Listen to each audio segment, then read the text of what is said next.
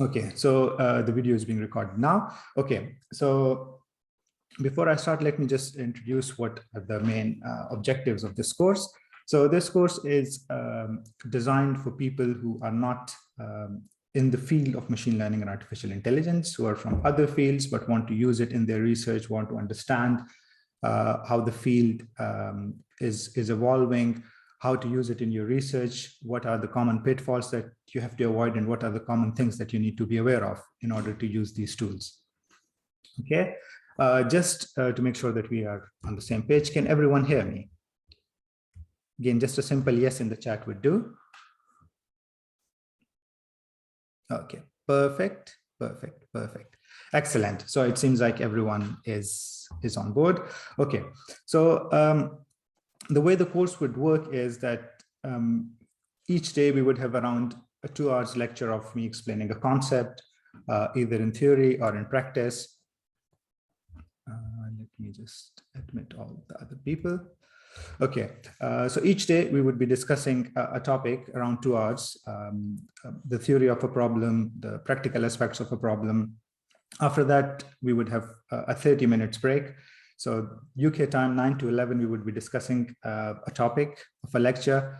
11 to 11:30, we would have a break. And then after that 1.5 hours, you guys would implement that problem physically hands-on, and I would be available to help you guys. So if there are any questions, you guys could ask me. You guys can share your screen. I can help you with that.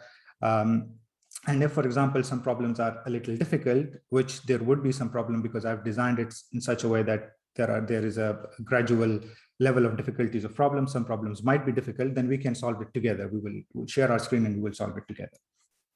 Okay.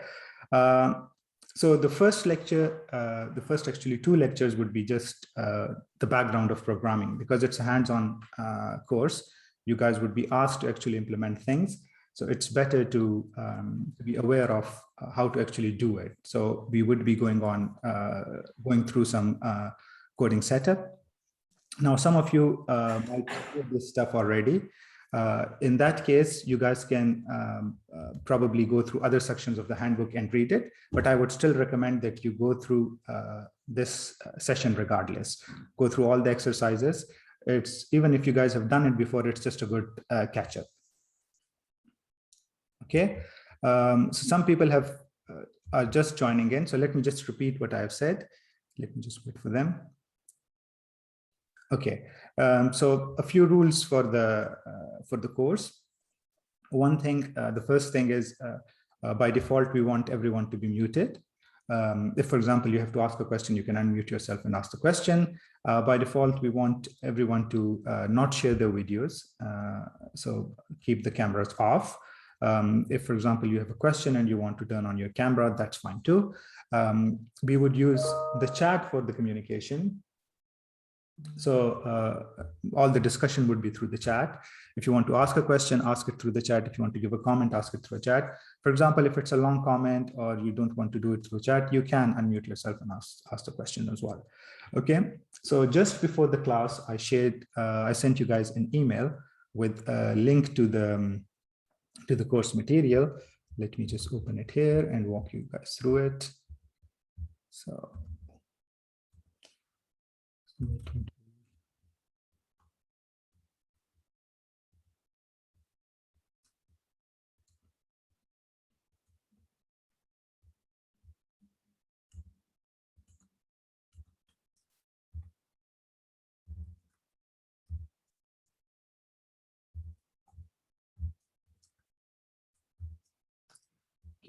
second.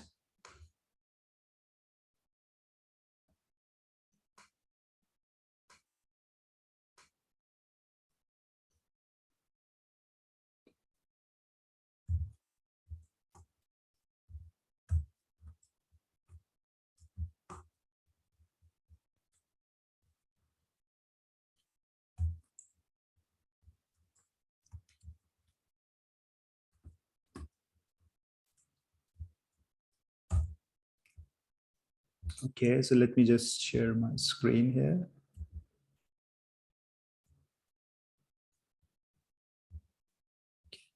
So I'm assuming all of you can see my screen. Again, a simple yes in chat would do.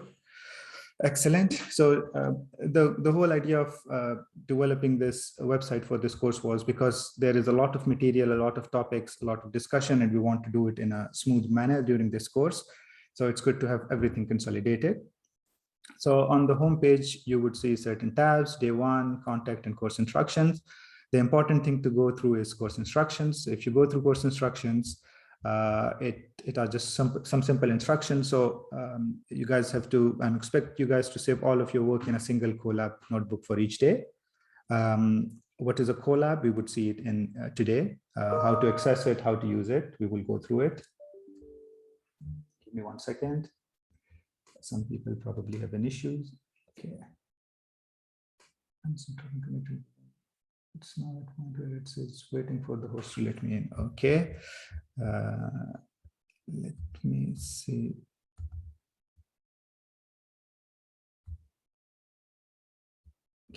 By the way, guys, if it's possible, please come into the meeting like 5 minutes before, so that if there are any connection issues, we can sort it before we start the lecture, because some people are just connecting now, and then it creates some problems because we have to stop and do it again.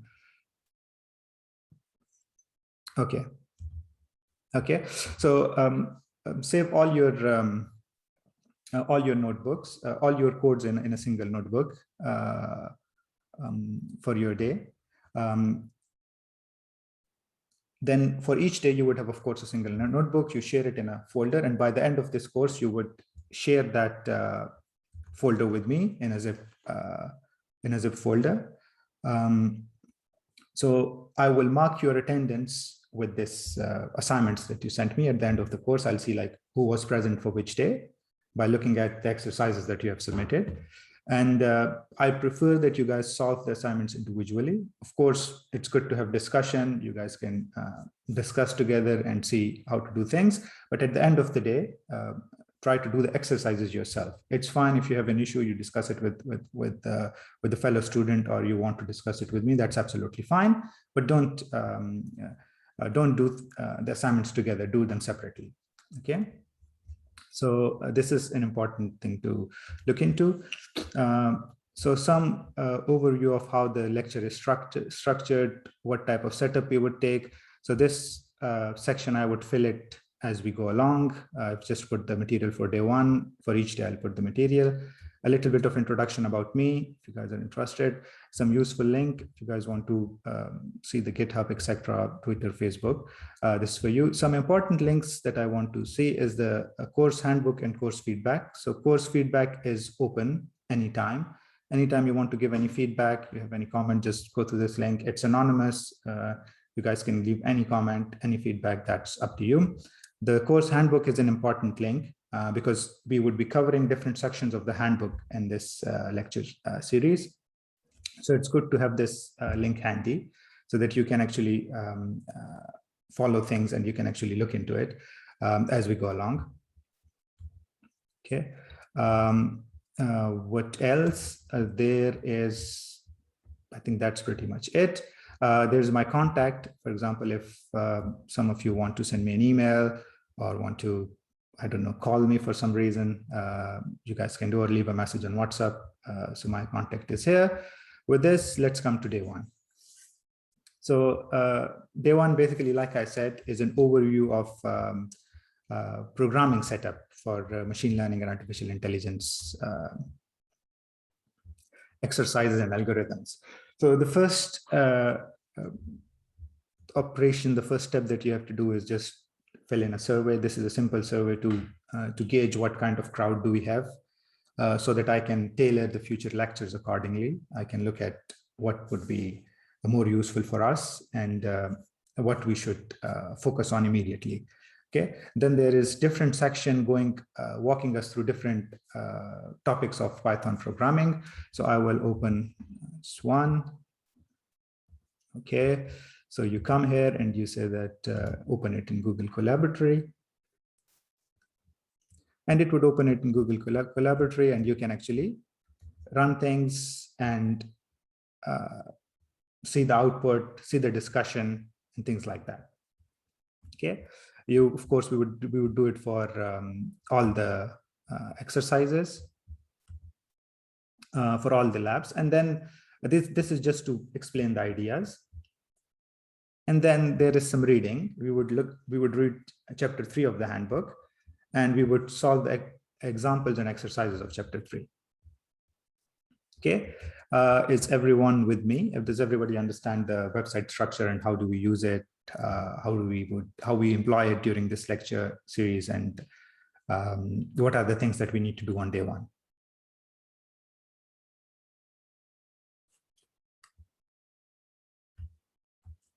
Okay, I want to see a few more yeses before we move on. Excellent. So with this, let me just start a brief introduction of Colab. So Google Colab is a Jupyter notebook environment, which allows you to integrate different components of, specifically for our use, Python programming. So basically, you can write the code inside this notebook. You can see the output of the code in this notebook, and you can also do some documentation for your codes inside the notebook. So let's see how it works. So let's start with some very simple things. Let's just define some variables. Let's say x equal to 5, and let's print x. So this is now a code block. If you run it, at the back end of this, Google Colab would assign you a machine in which this code would be run, and the output would be, the commands would be executed and the output would be printed. It doesn't have to be just simple this. You can have a string. So let's say call it my string 1, and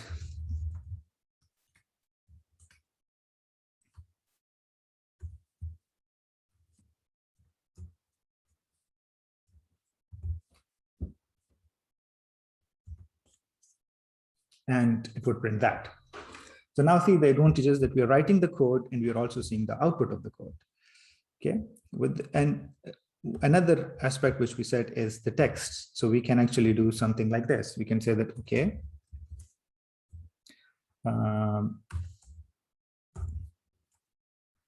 I can place my documentation here. So this is just a simple documentation. Okay, and this is how it would appear in your notebook. Okay, it allows Markdown, it allows LaTeX. So let me just see that I'm doing it correctly. So we can do something like, let's say, and X, and let's write a very complex function, X.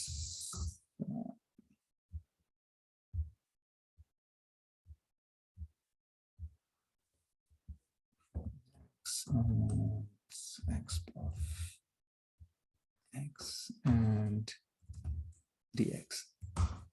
So you can see that you can write mathematical equations, you can write very elegant, you can put pictures, you can do anything. So everything inside a single notebook. That's actually the advantage of Jupyter environment. And all of this you can do inside Google Colab. Okay. So the thing with Python is that Python is an open source programming language. People have used it extensively. So there is a lot of good libraries that we can use. Okay. We would go through a little bit of detail. Let me just first switch back to a presentation and just explain a little bit of the type of things for which we would be using these programming tools. Okay.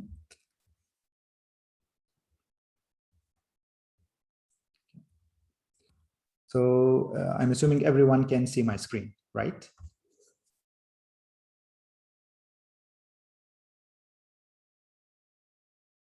Okay, perfect. Thank you. I'll be asking a lot of these questions. Everyone can hear me. Everyone can see my screen in the first few days because it's Zoom and it's online. Once we get used to it, there won't be that many questions. Okay. So let's start here. So what is the outline of lecture 1? So the first thing is we would be looking at some definitions. Okay. We hear these terms quite a lot: artificial intelligence, machine learning, deep learning. These are kind of ubiquitous these days. We hear them everywhere. But what do these terms mean? What is artificial intelligence? What is machine learning? What is deep learning? The first thing that we would cover today is these definitional aspects of these terms. What does each term apply? Then we would look at a little bit of history of the field. How has machine learning, artificial intelligence for that matter, evolved? Where did it start? What were the early progresses? And what allowed us for this major recent improvements in the field? Then we would see, like, what is the motivation of the field? Why are people really interested in machine learning these days?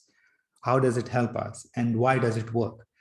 And lastly, the main focus of today is an intro to Python, to see basics of Python so that we can actually implement these algorithms practically once we look at the theory of these algorithms. Okay, so let's start with this. Okay, so I'll ask you guys, what do you, when you hear artificial intelligence, what do you think of? What is artificial intelligence to you?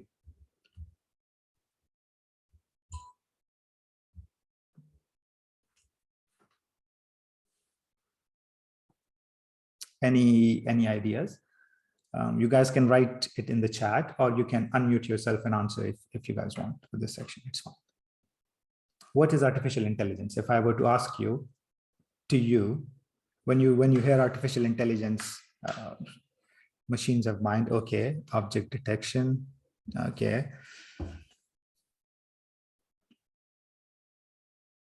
okay, big data, okay,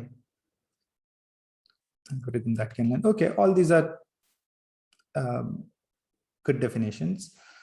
So artificial intelligence is kind of the umbrella terms for all these smart algorithms, and basically it's a program that can sense, reason, act, and adapt. There are 4 terms: sense, reason, act, and adapt.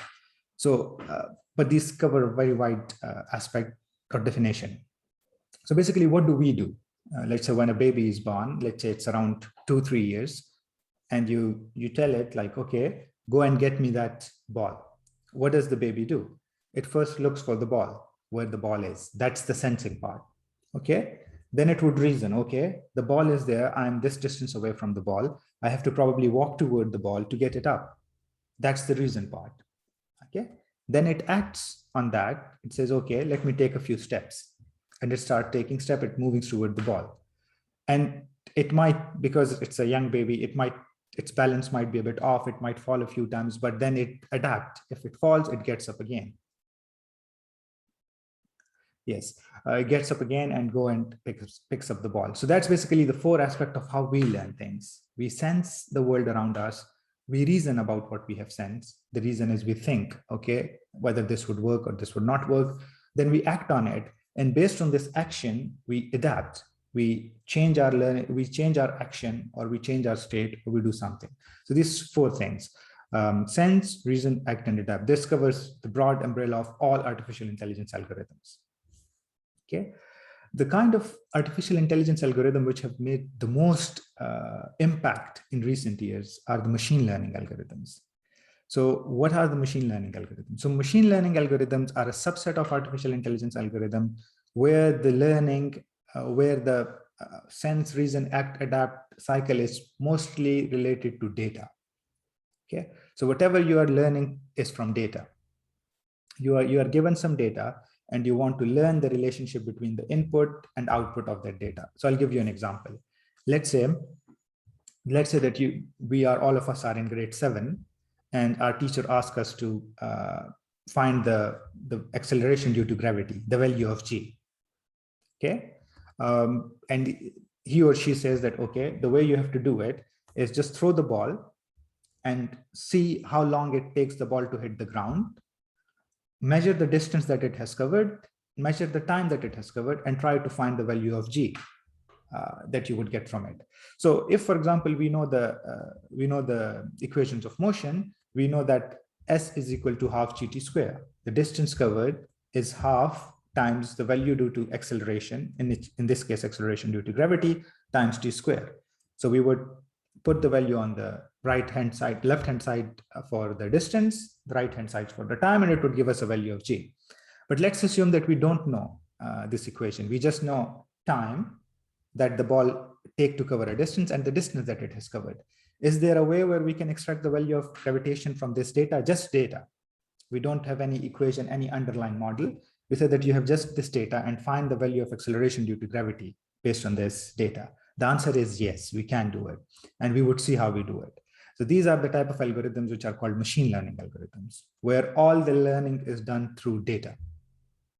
Okay, you have data where data comes from some underlying process. We don't know the underlying process, but we know that there is some relation between input and output of this data. And we want to learn this relationship. So these are called machine learning algorithms. The final subset of this is deep learning algorithms. So deep learning algorithms are a subset of machine learning algorithms where the relation between the input and output of the data is very complex. And we require a lot of computational and memory resources to actually learn this relation. So I'll give you an example. So we saw the ball distance the ball covers under the action of gravity. It's a simple process. You have one variable, a single dimensional variable for distance and a single dimensional variable for time. So very simple relation, the relation between two one-dimensional variables. But what if I give you something more complex? What if I ask you to label if there is a cat in an image? So now I'm giving you images and these are labeled. I've given you the label for an image, whether there is cat or there is not a cat in an image. So the label for all these images, either cat or not cat, cat, not cat. Now I give you, let's say, 50 images. And I ask you to, let's say, learn from these images, whether there is a cat in an image or not. So a computer is not as data efficient for high dimensional data specifically as humans are. So my daughter can learn a cat or a dog from one image. I show her that this is a cat, and then I show her any image. She can say that, okay, this is cat, this is not cat, this. Computers cannot generally do it. So if you want to learn a relationship for high dimensional complex process, you would have to give lots of data. So to learn something like whether there's a cat in an image or not, I'm assuming you would need something at least of the order of 10 to the power 4 images to learn it well, of course. So you need a lot of data to learn these complex processes. And since the relation between the input and output is quite complex, so what is input? Let's say it's 1,000 by 1,000 pixel image. So you have 1,000 by 1,000 pixel image and the output is a label, yes for a cat or no for a cat.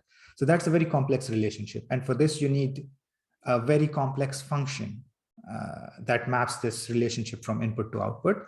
And that is something which is covered under the field of deep learning methods. So these are the three subsets, the three terms that we hear quite often. Artificial intelligence, machine learning, and deep learning. Is everyone clear about these definitions?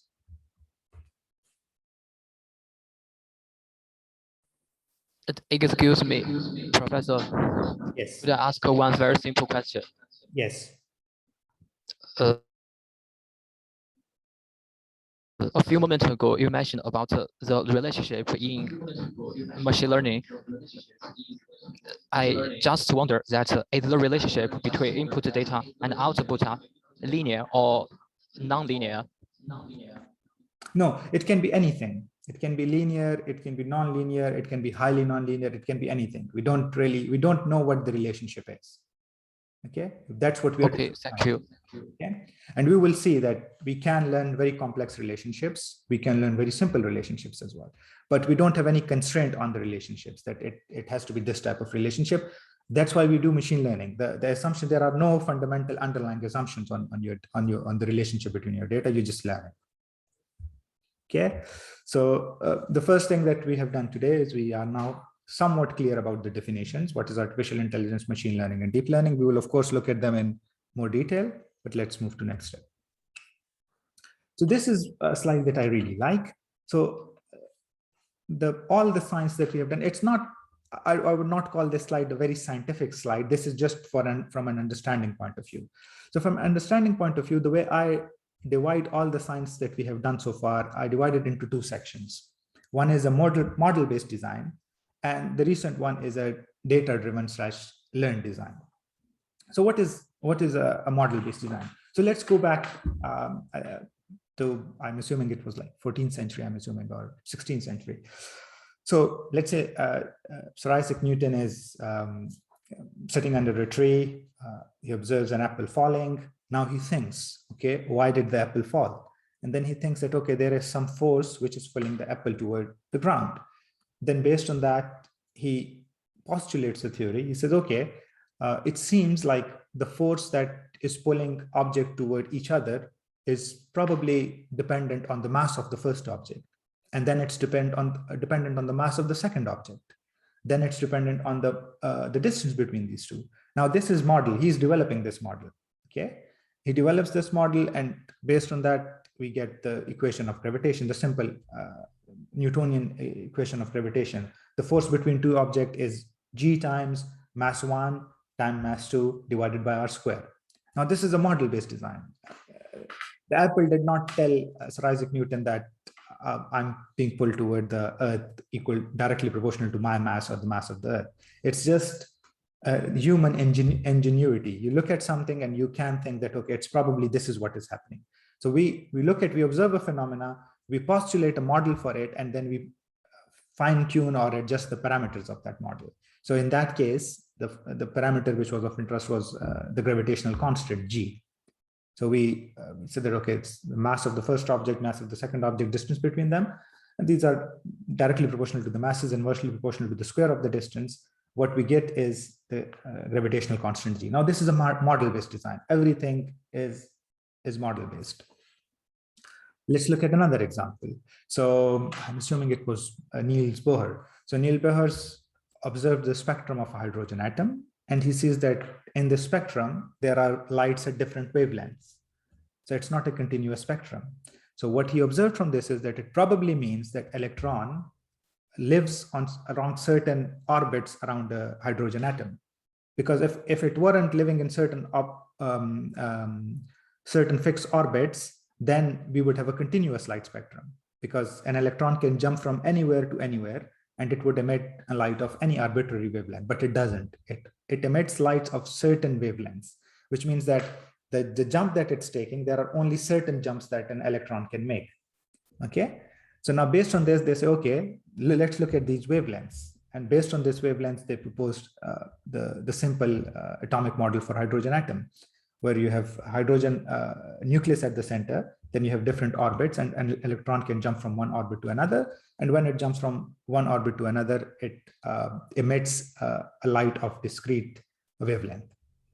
Okay. Now these are all model-based designs. Another example would be from PDEs, let's say Navier-Stokes equations.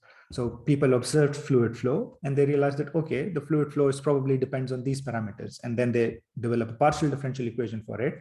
And then you fit it to the parameters of a certain model, or maybe heat equation, diffusion equation.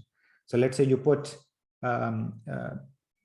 some heating element on a metal, and you see how the metal is warming up. They realized that it's probably it's something like a diffusion, which is the Laplacian of the operation on the space, and it's like heat is slowly moving out. So all of these are model-based designs. You look at the phenomena, you think of, okay, what are the underlying principles which govern this process? Based on this, you say that, okay, this is probably the model which is governing it. You postulate the model, and then you adjust the parameter of that model. Okay. Now, what's the recent modern approach? So the recent modern approach is the data-driven approach. So now what we are saying is that, okay, what if we do something else? What if we just collect the data of the process and we ask a machine to learn what is the relationship? So when we are training a machine learning model, let's say you want to label an image as cat or not a cat, we don't care what's the process. We don't care whether it's looking at the ear of the cat or the nose of the cat or the whiskers of the cat or the cat paws. We just don't care about it. We just collect the data, we give it to a machine, and we let the machine learn whatever it learns. Okay, that's the core difference between the two, the scientific approach of the past and the current scientific approach in the field of machine learning and artificial intelligence, is that human kind of removes themselves from the loop for coming up with this model. Why is it better or why is it worse? It has some advantages and it has some disadvantages. Let's look at what is the advantages, what are the advantages and disadvantages. By the way, everyone is clear about what is the difference between a model-based design and a data-driven based design?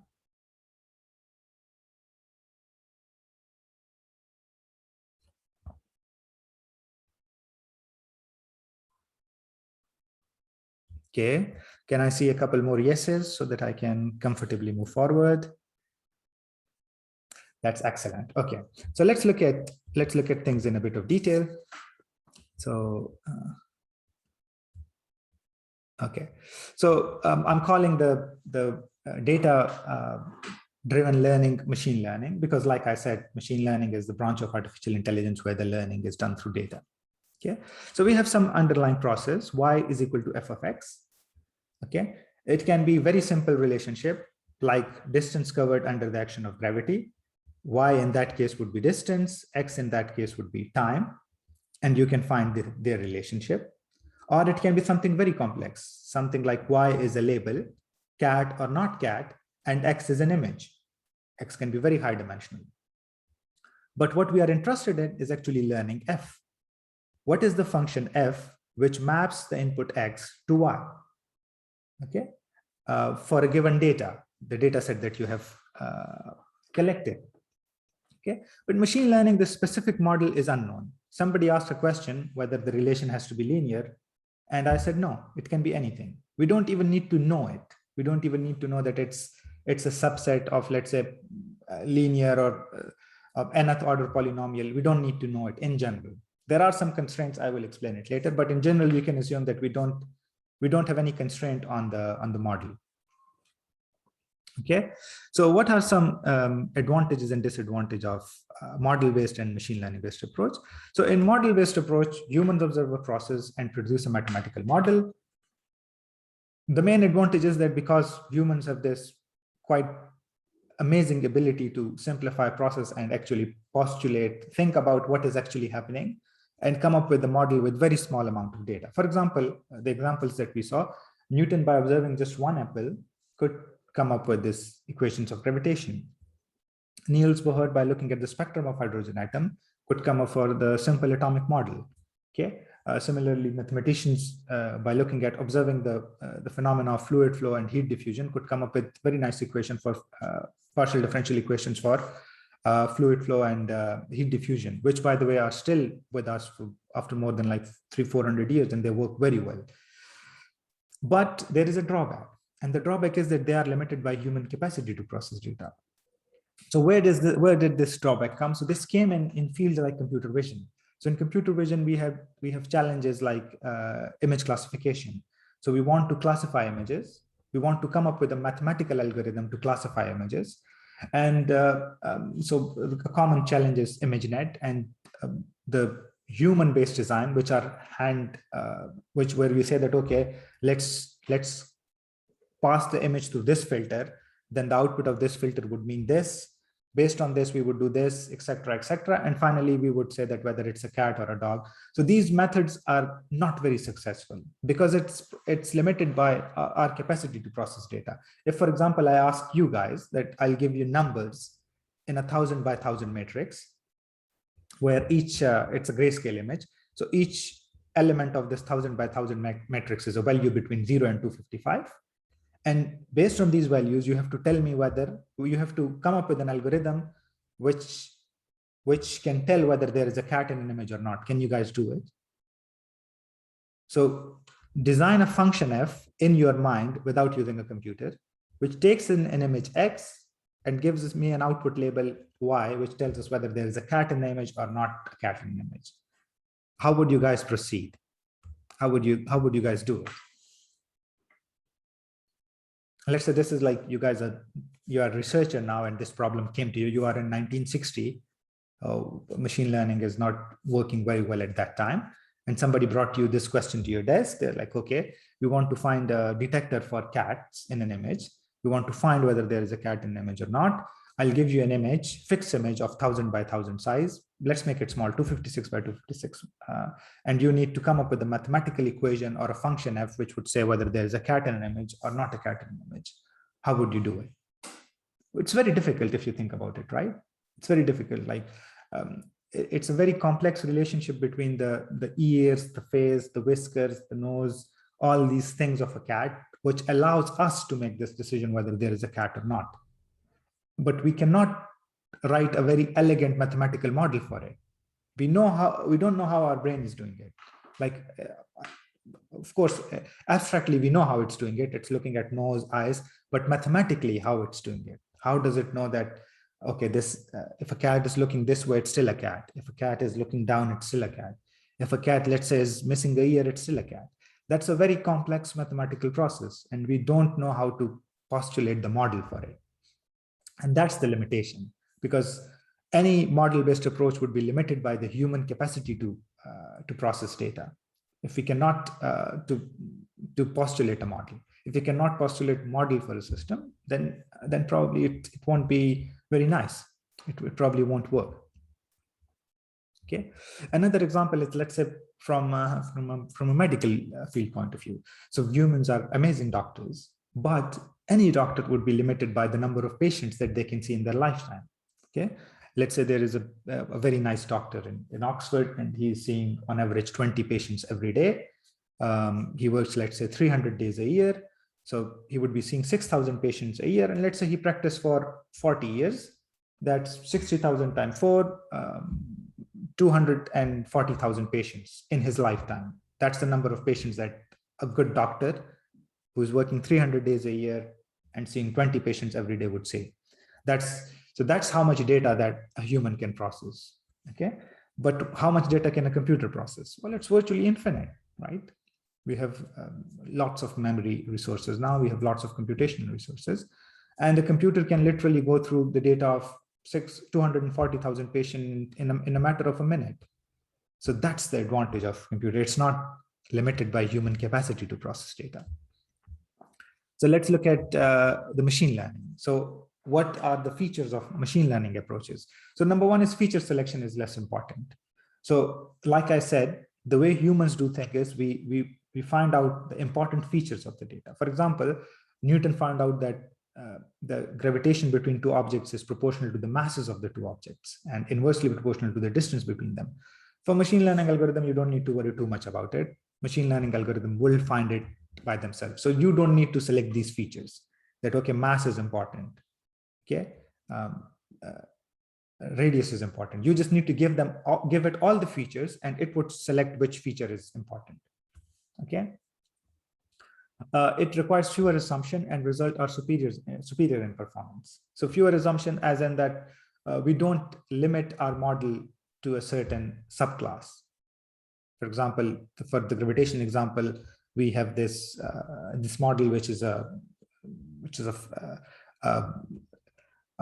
second order polynomial in the numerator and a second order polynomial in the coefficient in the denominator.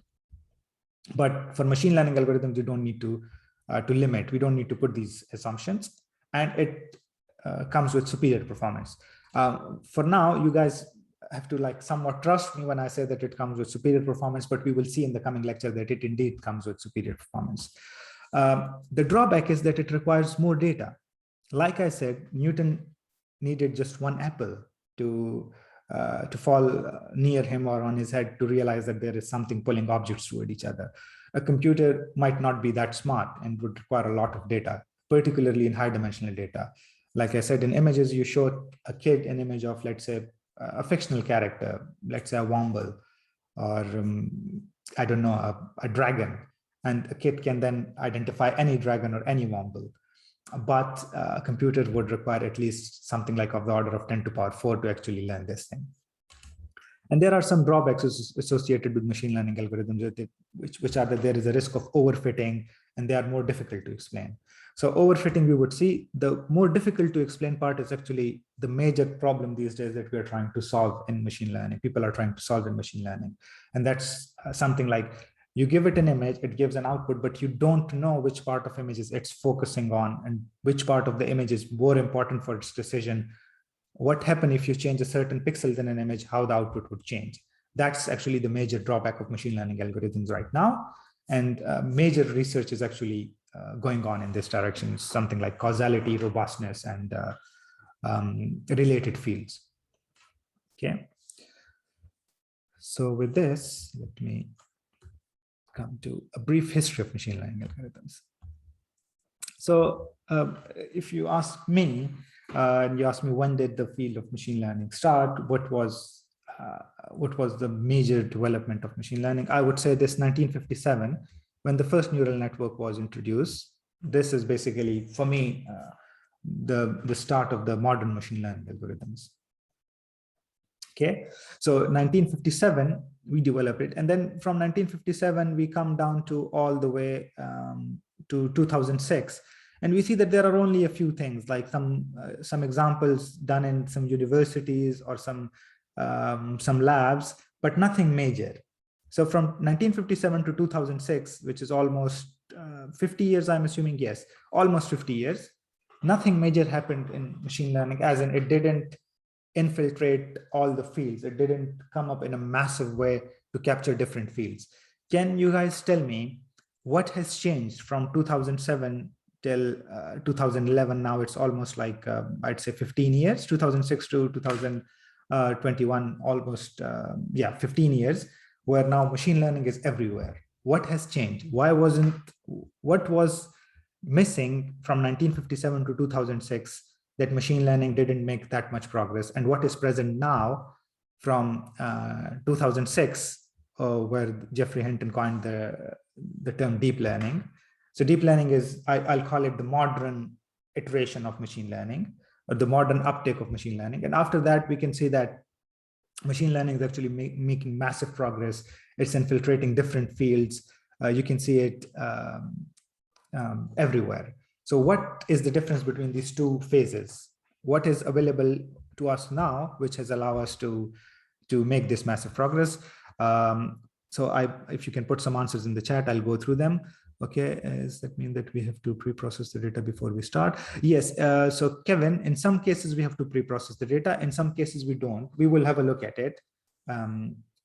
Okay, so people are writing computation and data. Okay, that's exactly true. These are the two main ingredients. For me, the main ingredient is actually the data. Now we have the data. Okay, and why do we have the data? Because of the internet. So for example, previously, if I'm sitting in a lab and let's say I'm 1960 and I was asked to collect 300 images of cats, it's a massive undertaking. I would have to take my Polaroid camera, go on a street, find cats. Of course, I don't want to take all the pictures of a single cat. So I would have to like go through this trouble of finding different cats, taking their pictures, then developing them, then processing them, storing them on a probably floppy disk somewhere. So it's a massively slow process, collecting data in the 60s. But now, if, for example, I ask one of you guys to give me, let's say, 10,000 images of a cat, you guys can write a simple code to collect these images from the internet. Not just 10 to the power 4, you can do it 10 to the power 6, 10 to the power 7, maybe 10 to the power 8, even more than that. So data is readily available. Okay, data is readily available. This is the first component, which has allowed us to make this massive progress, which is availability of data. But this is not the only component. Data is available. Along with data, we have the computational resources to actually process this data. Because let's say if you are in 1960s and you give a computer to a simple deep neural network to train, it probably wouldn't train in few years. It would take more than a few years to train on those machines. But now we have very sophisticated machines. We have GPUs, which can actually train networks very quickly. So two main components, data and computation. That's what changed the face of machine learning and allowed us to enter the era of deep learning. From 2006 onwards, you can see that machine learning is making massive progress everywhere. Okay, so here I explain these points in in a slide. So the field has matured in terms of methods and tools. Data is available, computational resources are available, and people have produced good results. Because of that, there is massive acceptance. Everybody wants to work on it now. So For example, in this class, we have people from petroleum, we have people from psychology, we have people from medical science, we have people from computer science, electrical engineering. All of you want to learn machine learning. Why? Because machine learning has been shown to produce good results. So there is massive acceptance for it. And this is actually a very important aspect, tools. So we have very easy to use tools, mostly open source free tools provided by big companies like TensorFlow from Google and PyTorch from Facebook. And these are free. You can just like download it and use it for free, which is amazing, which is like, you don't have to create everything from scratch. You don't have to write your codes for neural networks. You don't have to go through the theoretical aspect of everything. All of this is provided in these packages. And because of this, people are like very interested in studying about machine learning and learning about it. For example, Stanford's Coursera machine learning course had more than 100,000 expression of interest in the first year. That's the first year. So you can imagine that now it would be millions of people who want to learn about machine learning, which makes it actually even more popular for other people. Okay, so now let's look at type of learning. What are the different types of learning? And what would we be focusing on more on this course? And what are the differences between these things? So the main bread and butter of machine learning, artificial intelligence algorithm, which has produced the most impact, which has been the most successful, is supervised learning. Okay, so supervised learning is something where we have data and the label for this data. Okay, so an example for this is the cat example. You have images, you have the labels for these images, and you want to learn a function f which maps these images to these labels. So this is supervised learning. Okay, this is the most successful artificial intelligence algorithm. They fall under this category. The second one is unsupervised learning. Unsupervised learning is, for example, you have images, but you don't, all of these images are not labeled. For example, you have images. These images might have a cat or might not have a cat, but you don't know which image has a cat or not. And you want to learn a function f which maps an image to a cat or not a cat. You don't have the label for this data. So you are doing it in unsupervised manner. You have the data, but it's unlabeled data. Okay. And the last part is reinforcement learning. Reinforcement learning is more of this robotics and gameplay kind of application. So in reinforcement learning, rather than learning the process or the information from data, you are learning the process from action. So what do I mean? So let's say you are asking a computer to play a chess game. So a computer, you don't give it a solution of all the chess games. You don't say that, okay, when you make these moves, you win. When you make these moves, you lose. No, you just ask it to play. So a computer plays with itself. It makes random moves. And then it sees, like, if I make this random move, there is a 30% chance I would win. If I make this random move, there is a 25% chance I would win. If I make this random move, there is 80% chance that I would win. So it learns from all these, playing the game with itself. And that's what reinforcement learning is. It's you based on your current state, in this case, it would be the state of the game. You perform an action. For this action, you get a reward. And with this, you update your policy. Policy is the step that you would take. We would go into a little bit more detail of reinforcement learning, but the main difference from reinforcement learning and simple machine learning is that machine learning, you learn a process of function f through data. In reinforcement learning, you learn a policy through action. You do some action and you see how this action is beneficial to you. So in the context of chess, or let's say tic-tac-toe, let's say you want to fill a block in tic-tac-toe, you would see what are the probability of you winning the game if you fill this block. And this is just by doing it. The computer would play, let's say, block 1 and see, okay, if I did this block, I won 20 out of 100 games that I played. If I fill this block, I won 30 out of the 100 games that I played. If I fill this block, I win 80 out of the 100 games that I play. So then it would decide, okay, block 3 is the best block to fill because it gives me the maximum probability of winning. That's the theory of reinforcement learning. That's what reinforcement learning is. Okay, so for supervised learning, which we would be covering most in this course, we would be looking at two types of supervised learning. One is regression and one is classification. We would go through the details of, by the way, you guys don't need to make notes of the slides. I will share the slides with you and you would have the recordings as well. So during the class, just try to listen to the lecture and ask questions about it. So regression is the type of machine learning algorithms where the output of the data is continuous. Okay, so like we said that we are learning a process, we are learning a function f which would map an input to an output. If the outputs are continuous, like for example, in the case of the gravitational example, the distance covered is continuous. So then you would use something like a regression machine learning model. So regression, the output y, the output labels y are continuous. In classification, the output label y's are discrete. For example, whether there is a cat in an image and there is not a cat in an image, it's a discrete output, yes or no. There isn't any continuous. It cannot be like there is like 13 cat in an image or 14 cat in an image. It's a yes no process, cat or not a cat. So that's a classification problem. Okay. So regression output is continuous, classification output is discrete. There is a cat in an image, there is not a cat in an image.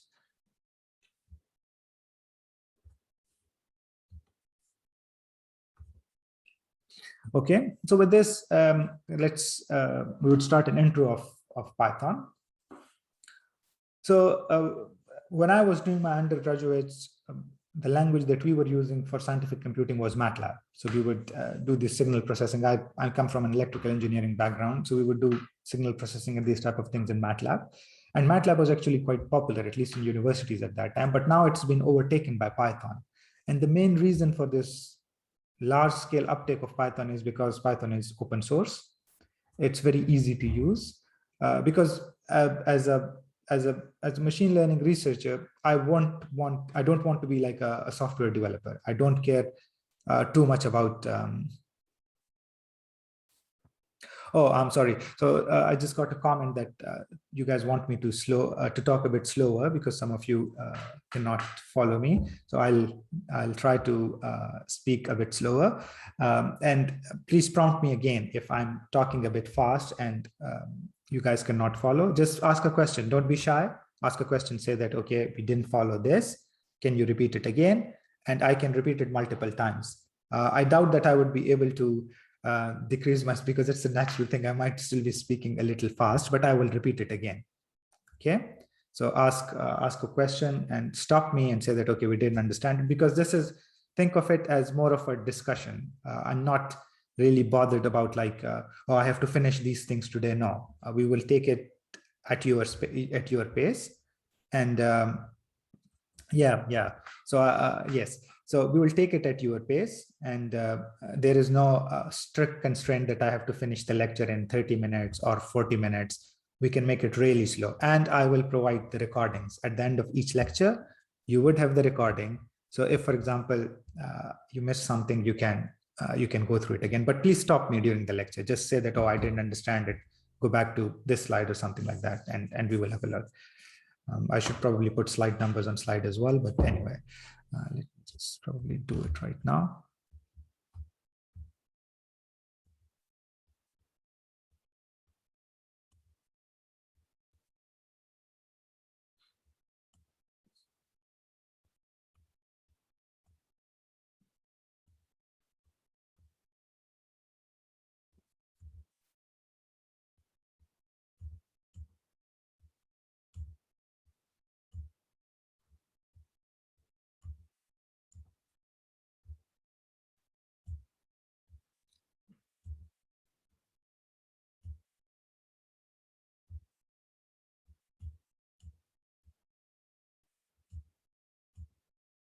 Okay, why doesn't it put the slide number?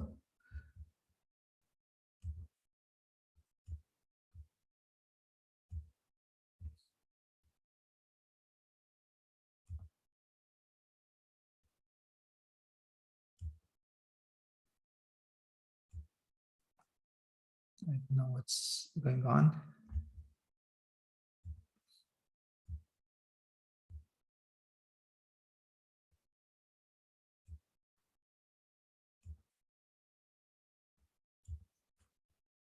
Anyway, let me just continue with the lecture and I'll try to fix it.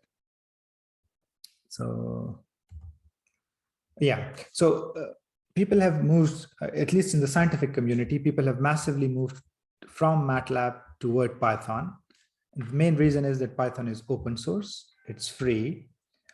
People can actually develop different libraries in it. So you would see that anything that you want to do from a scientific computation perspective, you will find some libraries where people have already worked in that field and have actually produced the libraries, and they are available to use for free.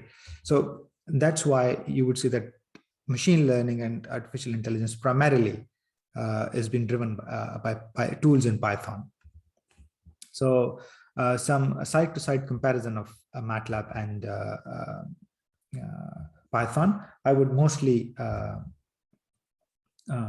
focus on Python. So you can see that there are these amazing libraries, NumPy, Matplotlib, SciPy, etc., which actually allows us to use built-in functions for a lot of very nice applications. What are these applications? We would actually go through all of these. These are some of the IDEs, integrated development environments for them. But I think for me, the best thing for learners at least is Jupyter Notebooks. So Jupyter Notebooks trump all of these. And that's what we are using. Google Colab is providing a Jupyter Notebook environment where you can actually write your code, look at its output, and put on your documentation as well in a single notebook. Okay. So you can see that Python, these are the deep learning frameworks. Let me tell you, so TensorFlow, this is from Google. It's a Python library. You can find it, it's C implementation as well, but most people use the Python one. Keras also is from Google. So this was, I'm forgetting the name of the person who actually created it, but then he got hired into Google and they integrated it with TensorFlow. So Keras is a top-end API for using TensorFlow at its backend. And PyTorch is from Facebook. Primarily, we would be using PyTorch because PyTorch is the easiest tool to use for researchers. Okay, TensorFlow has some advantages, I think, for production level packages, but we would be primarily working with PyTorch.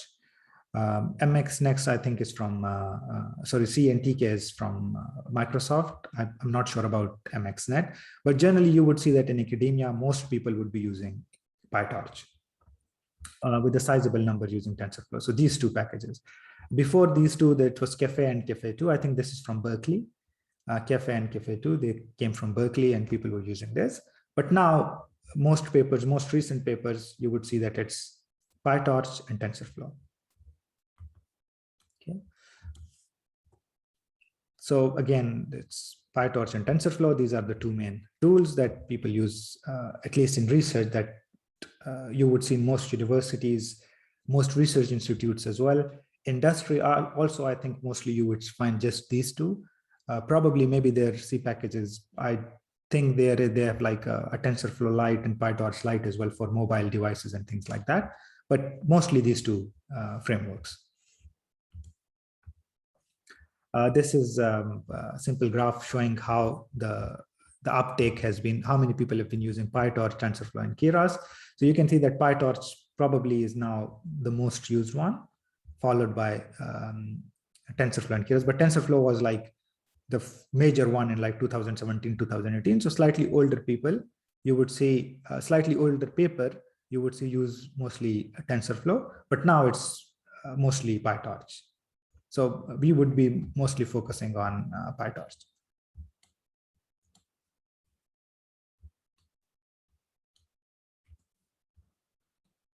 Okay, so one of the link which I would really recommend you guys to keep a track of or actually follow the documentation from is pytorch.org. You would find documentation for PyTorch there. It would be a very handy resource for you. By the way, the documentation for most of machine learning libraries is actually quite easy to read because these are like high-level packages. You don't need to do too many low-level programming, too much low-level programming. You're primarily looking at things at a high level. So these libraries are easy to use. They're not terribly difficult.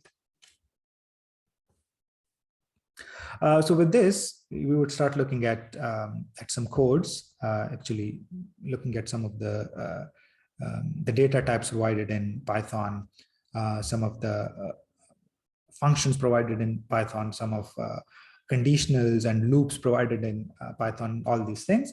So I'll stop the presentation and I'll go to the Google Colab to look at these things there.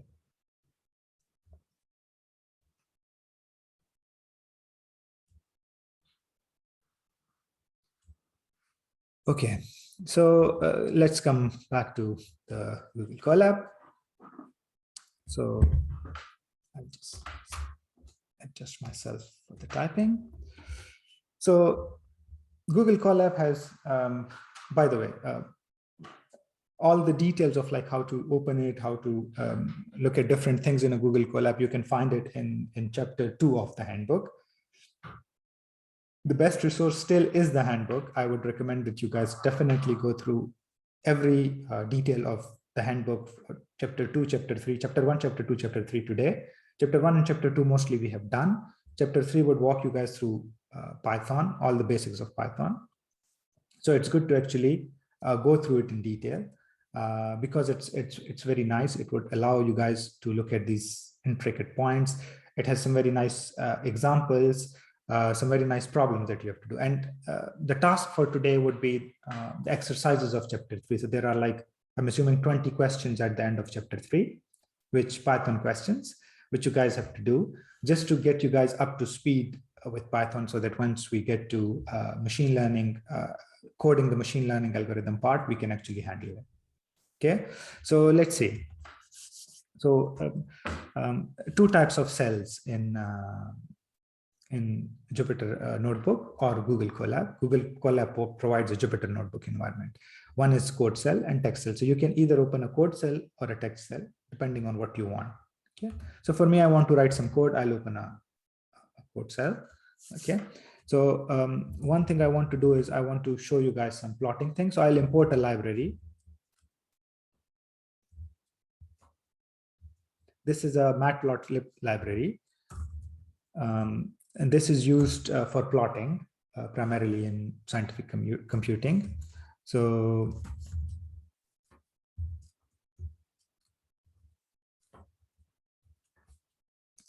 these two lines, let's just take it as is for now. We would go into the details as to what they do.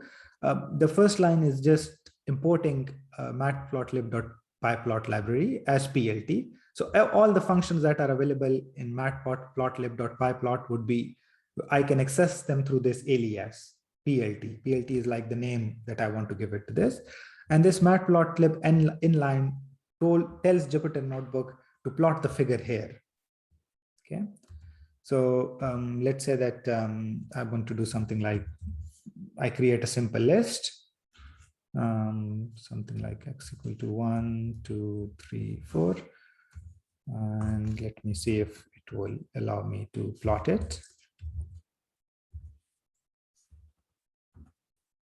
Okay, so I'm assuming I have to run this first. Okay, so it would allow me, which is a nice thing, because generally, anyway. So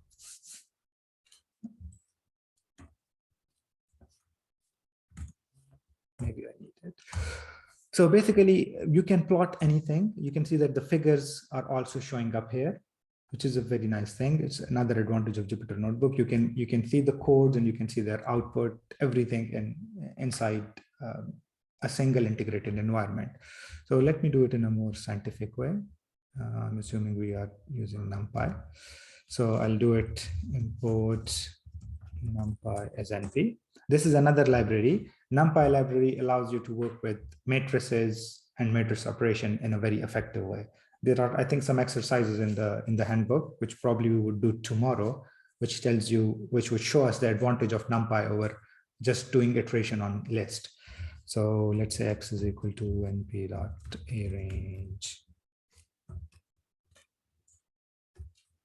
100, and y is equal to np dot sign. Let's say 0.2 times math dot y times x.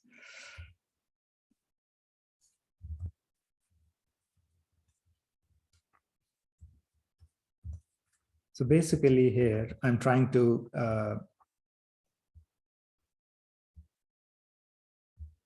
import math and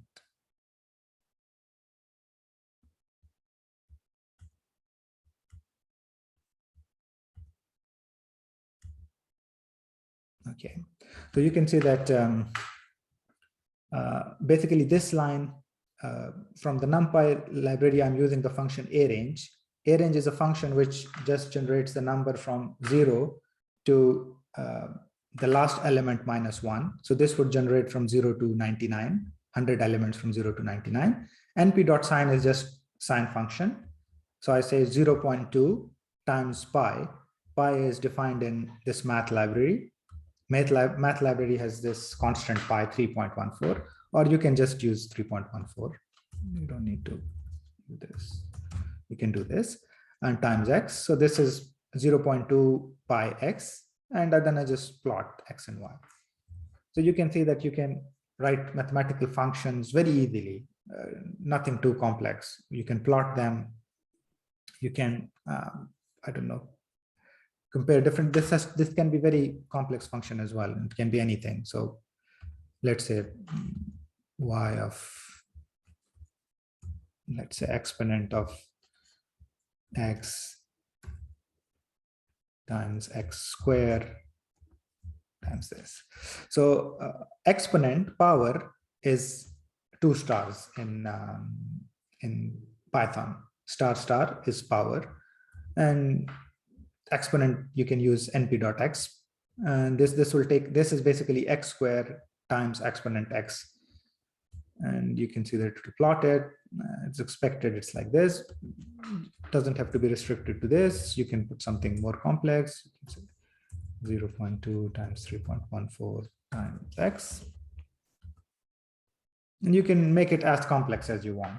So any complex function you can solve. Okay. So the first thing that I want to show you, this by the way is just a quick overview. You guys have to go through go to the website and go through section for each part of Python programming, the variables, the loops, the tuples, dictionaries, all of these. This is just to give you guys a quick overview of, like, it's just to tell you what it is. So lists are a Python container where you can group different elements. So this would be, you can see that it has all these elements. The elements are put inside these square brackets. So if something is inside the square brackets, it's a list. If something is inside parentheses, it's a tuple. If something is inside curly brackets, it's a dictionary. Okay. So the for loops for loops, and for those of you who are coming from different programming languages, the for loop in Python is a bit different.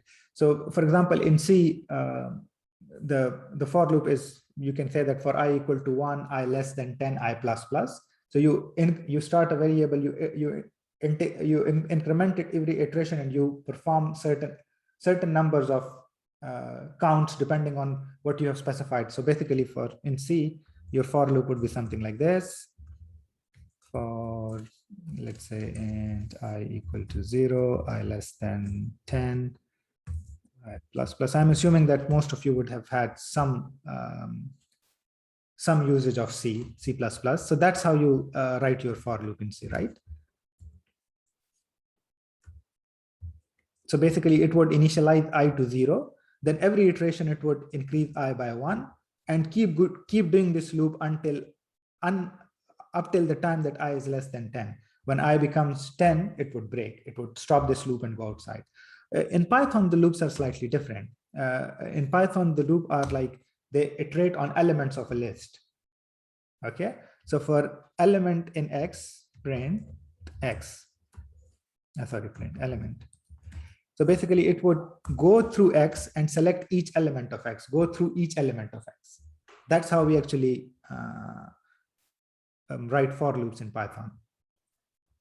Okay. If, for example, you want to do something like this, you want to run a loop 10 times, you can use something like this for I in range 10.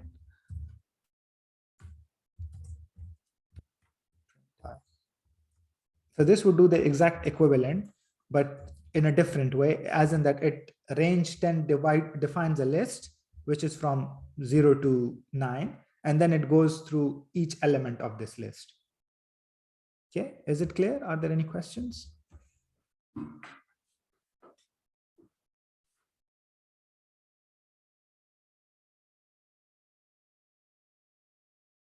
Okay, perfect. So here I would like to probably stop me going through all these topics quite quickly. And I would suggest you guys come to the website, go to day 1 and start going through these Jupyter notebooks, Google Colab Jupyter notebooks. Okay. So how would you do it? Let's say you want to go through numbers, just click on it. To open something like this, click here and say, connect it up, just open it in Google Colab. It would take you here. It has lots of discussion, explanation, what everything means, explanation of Jupyter Notebook, some history of Python, and then it tells you some, you can just simply run these cells and see how it does and look at the discussion, what it wants to. So for example, the Python version that we are running here is 3.7.10. You can do simple print statements. You can look at different data types and different operations on this data. Could you send a link of the website, please? Yes, I've sent it to you guys in an email, but I'll send it here as well. So,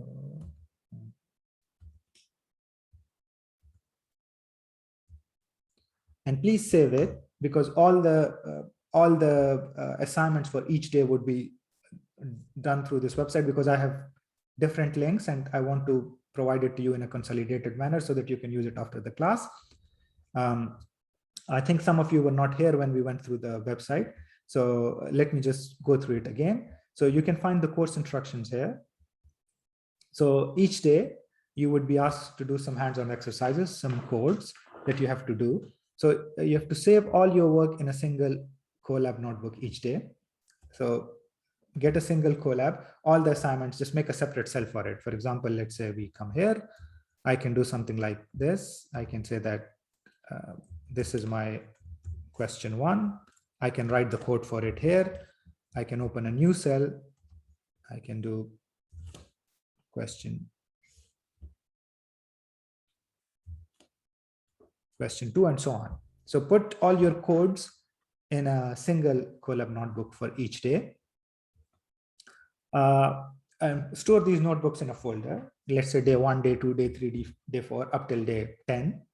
And at the end of this course, send me a zipped version of that folder.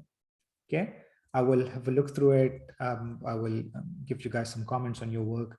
The assignment for each day will be used for your attendance. So I'm not going to mark your attendance every day. I'm just going to use, at the end of this course, I will use your assignments to see how many days you were present. And assignment should be completed individually. Discussion is absolutely fine. Ask questions, discuss with each other. You can discuss with me, but at the end of the day, try to do the assignment separately because it would help you the most. Okay. On home, I have some explanation of what type of things we would cover in this course, some discussion of the course structure, how we're going to do it. I'm going to update the topics that we covered for each day. So the first day is in Python introduction. For second day, I'll put it tomorrow and so on. So you will have at the end of this lecture, you would have 10 days here. A little bit about me, if you guys are interested, the type of courses that I've done. This is very important section, useful links, particularly course handbook, because you have to read course handbook and do some exercises there. So you can just open the course handbook from here. Again, you can download it, but I would update it each day. So it's good to access it through this link, and then you can download it, work on this day, but don't use it for tomorrow. Tomorrow it might be a little different. I might add something new to it. So for example, today you guys have to go through chapter 3. and go through all these exercises. So it's very written in a very effective manner. Please read the discussion for each section. I will actually do it too while you guys are doing it, because of course it will help me refresh my ideas as well. So it covers all the basics.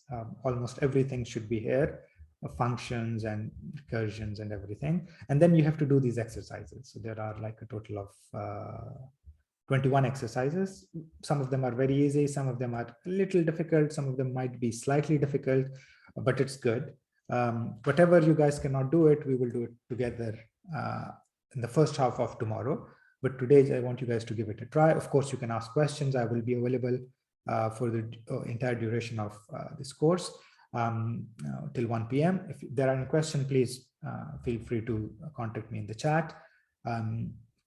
I would try to create like a separate Zoom for like one-to-one discussions, where, like, for example, if somebody wants to show me their code, we can just go through that Zoom link, or I might do it on Teams because it might be better to do it in a different one and discuss it there. You can show me your code and you can say, okay, this is the error that I'm getting, and we can fix it together. What else? There is a course feedback, which is open anytime. You guys can you can use it multiple times, give any suggestions, any comments. For example, some of you might feel that I was talking a little fast today. It was a little difficult, or I don't know, things were not clear. Just put a comment here, submit it. It's anonymous. I don't know who submits it, so you can be absolutely free to say whatever you want. Another thing is the day one survey pre-course poll. So this is just to see what type of background you guys are coming. I am collecting your email for it because I want to see which person needs what type of help. So this is just asking you, like, what is your knowledge of Python, Git and GitHub, calculus, linear algebra, AI and ML, and how do you want the lecture to be? Do you want the lecture to be just like lecture? Do you want me to code a lot? Do you guys want yourself to code a lot? Or how do you envision this lecture? So just fill this in, and then I can see how I can, like, we can provide something which is satisfactory to most of you and like makes the course enjoyable for all of you. Okay. So that's pretty much it from my side. The reading is chapter 3. The exercise is also chapter 3 from handbook. I would suggest you go through these first, these Google notebooks, then go through the chapter 3 of the handbook, and then do the exercises. Okay. Is it clear to everyone?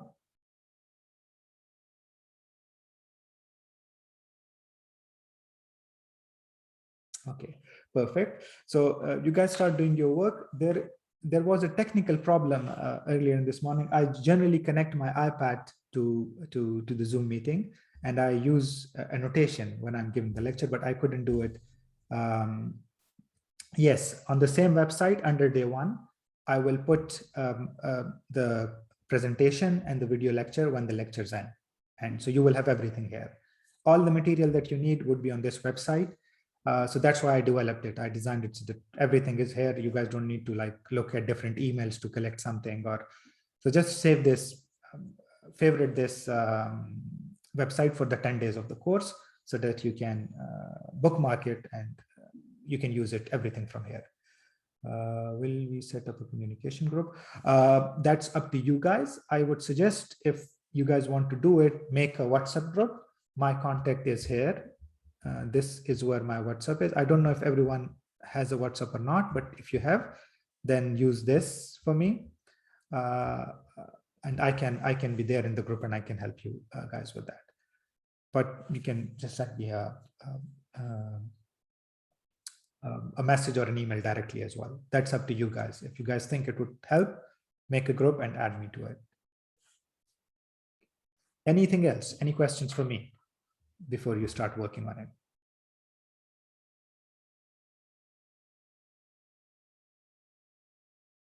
Okay. I want to see at least a few no questions in the chat so that I can be comfortable that you guys are good.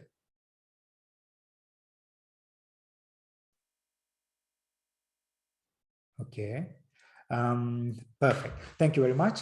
So basically, you guys start working on it. I'll try to debug this issue of why it didn't connect to my iPad, because it's very appropriate, very nice for me when I do annotations on the slides. So don't worry about what's on the screen. I will just be debugging my problem. I will be on the meeting. If you guys have any questions, ask them in the chat and I'll help you. Thank you, guys.